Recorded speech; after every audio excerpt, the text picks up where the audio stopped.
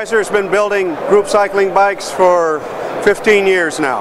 We started in 1996 with our first generation bike. We followed suit with other people that were in the business building bikes. We used a friction resistance. We used standard components that were used on regular bicycles because they were easily affordable, allowed us to compete with the price of the bike being a commodity. We went through the learning curve of how to manage the sweat, manage the reliability of the bike, and we carried that to our second generation bike. But in our second generation bike, we made a critical mistake. We tried to find a better friction system, but it didn't do what we wanted it to do. We found that we were still stuck with the same problems that we had with the previous friction system. We still used the same commercially available bottom brackets and other components, and we still had the same maintenance issues that we had with our first generation bike and that everyone else was having on their bikes. So about 5 years ago actually, we started the design of our third generation bike, our M3. We call it an M3 because on this bike we got away from the mechanical friction type resistance system and went to magnetic resistance. In a magnetic resistance system, it allows us to create a very smooth, very consistent resistance.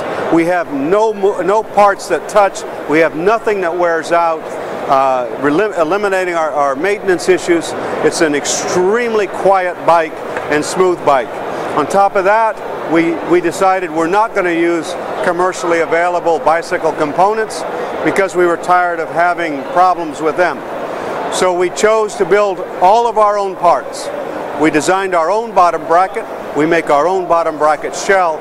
We use commercial bearings, ball bearings, sealed ball bearings. We use an axle that is much larger than a standard commercial axle, and it's made to our specifications. We use crank arm that's made to our specifications. So we made our own shifter. We made every component that we were previously buying, and the only component now that's a bicycle component that we buy is the pedals. Everything else is specially made for Keiser.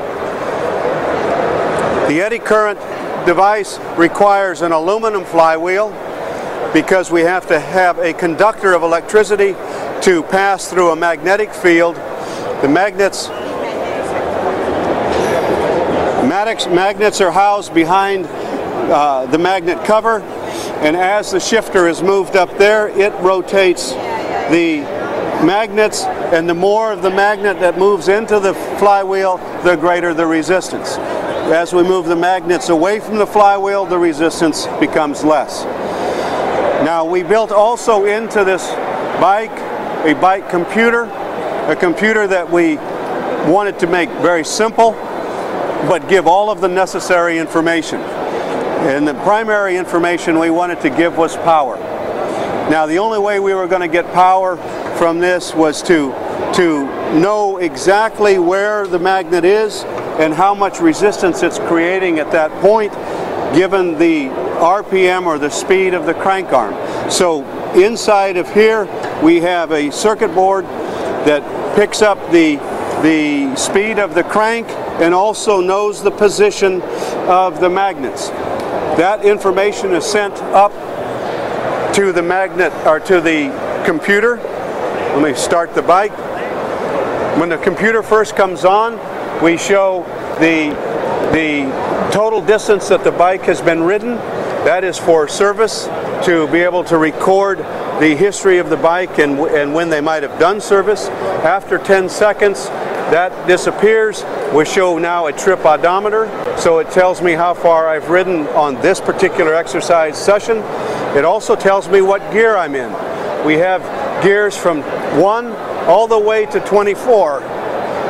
If we go beyond 24, you see the flashing 8s. That is an indication that we have hit the emergency stop button, and it stops the flywheel from turning. the very top of the display, we display the RPM, the speed at which the crank arms are turning. That's right here. Below that, we show the kilocalories and the watts. Watt stays on for 8 seconds, and then after 8 seconds, it will give you kilocalories for 2 seconds, and then it will go back to the watts.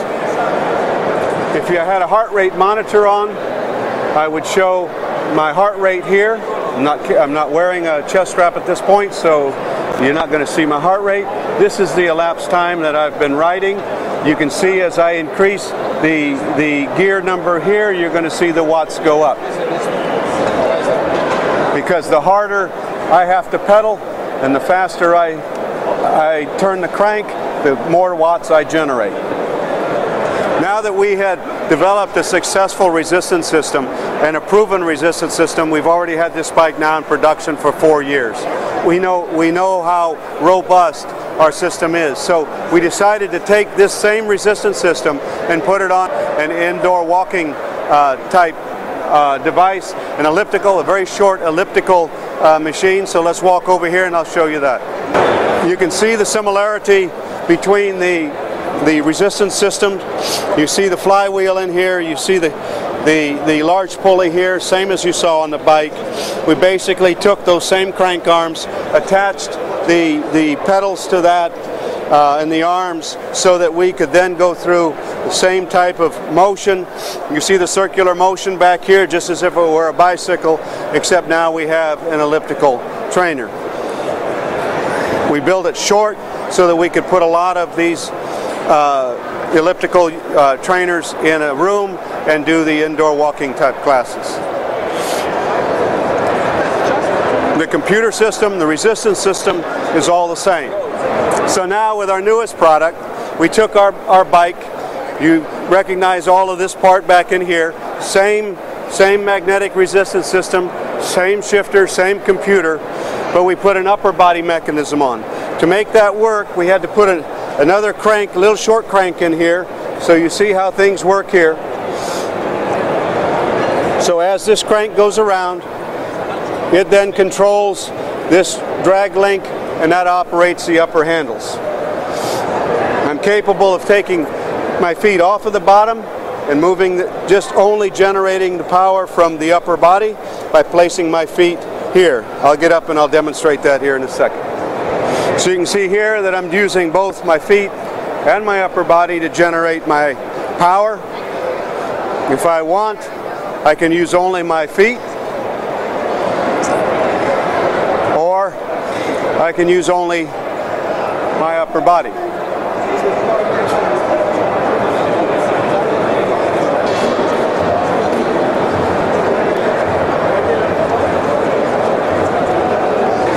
This is only the beginning of the cardiovascular pieces that we will be coming out with. In the very near future, we'll have a recumbent, probably three versions of a recumbent. 2 of them would be have normal seats on them. 1 of them will be just simply a device that someone in a wheelchair can wheel up to and work their lower body. We do an awful lot with older adult facilities, assisted living, independent living facilities, and one of the things that we see so often are people in wheelchairs, not because they can't move their lower body, but because they are so afraid of falling that they spend most of the time in a wheelchair.